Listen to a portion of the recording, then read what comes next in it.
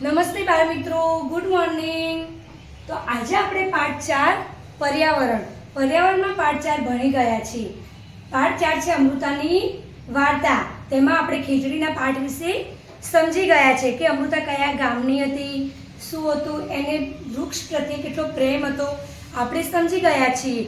તો વૃક્ષો આપણને કેટલું બધું પ્રદાન કરતા હોય છે એમના જીવનમાં, તેવું જ આપણે એક નાટક દ્વારા સમજીશું. વૃક્ષોનું આપણે કેટલું મહત્વ છે, વૃક્ષો વગર આપણું જીવન અશક્ય છે.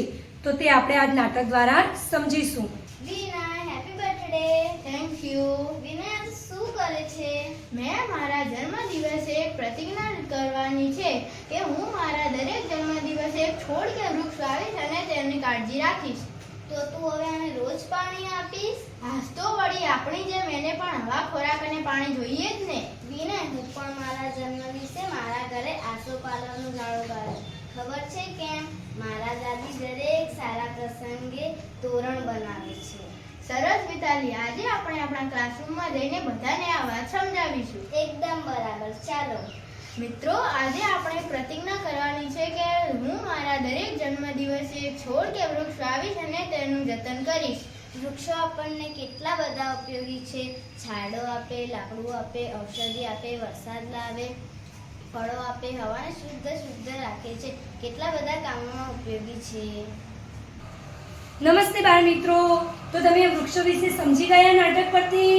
વૃક્ષો વગર આપણું જીવન અશક્ય છે.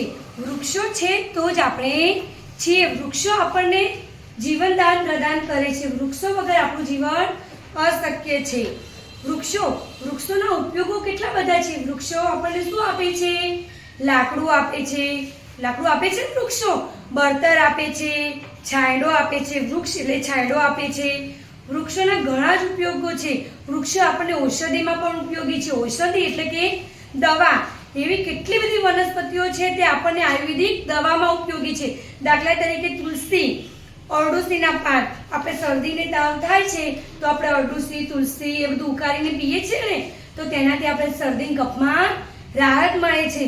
અને લાકડું ફર્નિચર માટે પણ ખૂબ ઉપયોગી છે. બેન્ચીસો, ફર્નિચર લાકડું ઉપયોગી છે ને ફર્નિચર બનાવવા માટે પણ.